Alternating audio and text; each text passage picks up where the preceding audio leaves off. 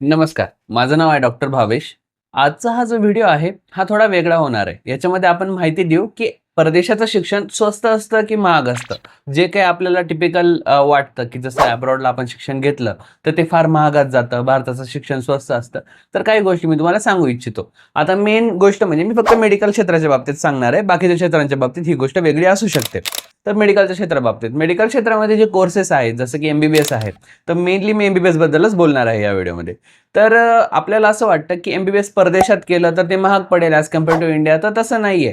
तर तुम्ही म्हणणार की "सर असं कसं म्हणताय तुम्ही? अब्रॉडला जाणं, परदेशात जाणं, येण्याचा खर्च, व्हिसा, पासपोर्ट, इतर जो खर्च आहे तो धरून तर सर ते तर फार महाग जात असेल." तर तसं नाहीये. मी तुम्हाला काही गोष्टी सांगू इच्छितो. सगळ्यात पहिले महाराष्ट्रामध्ये किंवा भारतामध्ये जेव्हा आपण ॲडमिशन घेतो एम-बी-बी-एससाठी, तर कमीत कमी आपल्याला 40 लाखापासून तर 2 करोड रुपयेपर्यंत लागतात. तर तुम्ही म्हणणार की "सर मग महाराष्ट्रात किंवा भारतात इतके पैसे कसं काय लागतात?" तर त्याला काही कारण आहेत. जसे फॉर एक्झाम्पल पहिली गोष्ट जर गव्हर्नमेंटमध्ये एम-बी-बी-एसला सीट पाहिजे असेल, तर 600च्या पुढे मार्क्स लागतात. 600च्या पुढे मार्क्स असले तर गव्हर्नमेंटला ॲडमिशन भेटतं. गव्हर्नमेंटची फीस साधारणतः 50,000 ते 1,00,000च असते. 2 नंबर जेव्हा आपण निम सरकारी म्हणजे सेमी गव्हर्नमेंट कॉलेजला जेव्हा ॲडमिशन घेतो, त्या टायमाला ती फीस 4 लाखापासून 8 लाखापर्यंत असते पर इयर. म्हणजे 8×5 40 ते 40 लाख रुपये कमीत कमी तुमचं फीज असते सेमी गव्हर्नमेंटला, ज्याला तुम्हाला 500च्या पुढे मार्क्स लागतात. आता दुसरी गोष्ट, जर प्रायव्हेटमध्ये घेतलं तर प्रायव्हेटची फीस सुद्धा 8 ते 12 लाखच असते. पण त्याच्यामध्ये 3 पट फी भरावी लागते मॅनेजमेंट कोटासाठी. म्हणजे 8 गुणिले 3 24 लाख रुपये पर इयर फीज असते. अशा प्रकारे फीस 1 करोडपर्यंत जाते. मग तुम्ही म्हणणार की सर मग अब्रॉडला कसं काय फीस कमी लागते? तर अब्रॉडला मॅनेजमेंट कोटा, डोनेशन ह्या गोष्टी चालत नाही. परदेशामध्ये डोनेशन वगैरे चालतच नाही मुळात.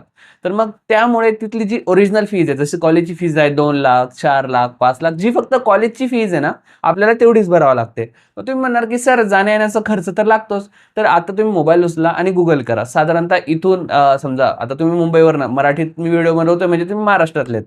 तर मुंबईपासून तर दिल्लीपर्यंत किंवा मुंबईपासून तर मॉस्कोपर्यंतची फ्लाइट बघा. साधारणतः 20,000 पासून 30,000 पर्यंतचं एक साइड फ्लाइट पडते. त्याच ठिकाणी तुम्ही उझबेकिस्तानमधल्या ताशकेंटची बघा, ती तुम्हाला 10,000 ते 15,000 रुपये पडते.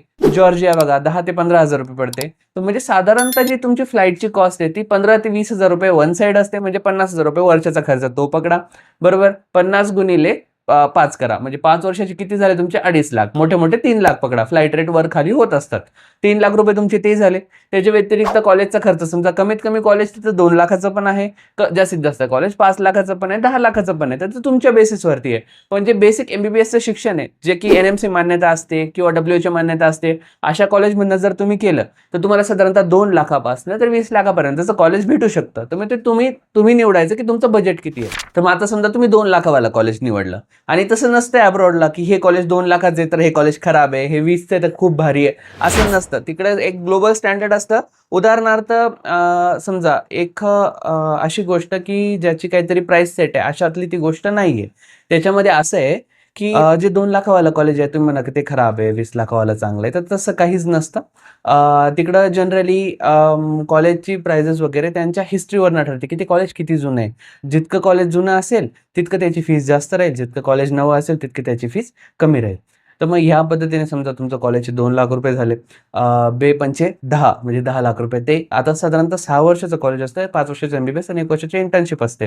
तर मग 5 वर्ष ते 1 वर्ष हे असं 6 वर्षाचा पूर्ण कोर्स असतो तुमचा. तर 6 दुणे 12. 12 लाख रुपये ते 3 लाख रुपये जे मी बोललो तुम्हाला जाण्या-येण्याचा खर्च असे 15 लाख रुपयामध्ये तुमचा होऊन जाईल. आता याच्या व्यतिरिक्त राहण्या-खाण्याचा खर्च. काही-काही कॉलेजेसमध्ये हॉस्टेल असतं ते फ्री असतं. फ्री इन द सेन्स 10,000 ते 15,000 फक्त गव्हर्नमेंट हॉस्टेलची फी असते. प्रायव्हेट हॉस्टेलची फीस साधारणतः 50,000 पासून तर 1,00,000च्या दरम्यान असते. खाण्याचा खर्च आता खाण्याचं पण सब्जेक्टिव्ह आहे. समजा तुम्ही जर सेल्फ कुक केलं, स्वतः बनवलं, तर तुम्हाला खर्च साधारणतः 20,000 पासून तर 50,000 रुपये वर्षाचा खर्च येईल. आणि जर समजा तुम्ही मेस लावली, तर 1 ते 1.5 लाख रुपये कमीत कमी मेसचा खर्च जातो. कारण तिकडे इंडियन वस्तू नेणं आणि बनवणं वगैरे ते तर मेसवाल्यांचं गोष्ट असते ती. पण साधारणतः ते पण अवेलेबल असतं. म्हणजे कमीत कमी जर तुम्ही बघितलं तर 18 लाख लागतात आणि जास्तीत जास्त बघितलं तर 25 ते 30 लाखापर्यंत तुमचं जातं, कमीत कमी. तर मग आता ही गोष्ट तुम्ही थोडीशी नोटीस करा, की इकडं खर्च 30 लाख आहे. कुठं रशिया, जॉर्जिया, उझबेकिस्तान, किर्गिस्तान इकडे तुम्हाला कमीमध्ये होतं. त्याच ठिकाणी इंडियामध्ये साधारणतः जर तुम्ही खर्च बघितला, तर मी तुम्हाला बोललो, की जर सेमी गव्हर्नमेंट जरी कॉलेज असलं, 8×5 40, 40 लाख रुपये तुमचे जाणारच आहे. म्हणजे एनी हाऊ जर तुम्हाला इकडे 400-450 मार्क्स जरी असले, तरी कम्पॅरेटिव्हली तुम्हाला अब्रॉड हे परवडणार. हा व्हिडिओ बनवण्याच्या मागे उद्देश हे होतं की तुम्हाला एक जनरल बेसिक आयडिया हवी की तिकडं स्वस्त काय आहे, महाग काय आहे. परत आता काही जण म्हणतील की सर नीटमध्ये कमी मार्क्स गेलेलेच तिकडे जातात, तर तसं नाही आहे. आता जसं मी तुम्हाला सांगितलं, जो मुलगा सेमी गव्हर्नमेंट घेऊ शकतो असा मुलगा सुद्धा तिकडेच जातो आणि जातातच. माझे स्वतःचे कॅन्डिडेट्स आहेत जे 400च्या पुढे मार्क्स आहेत त्यांना, तरी ते अब्रॉड गेलेत.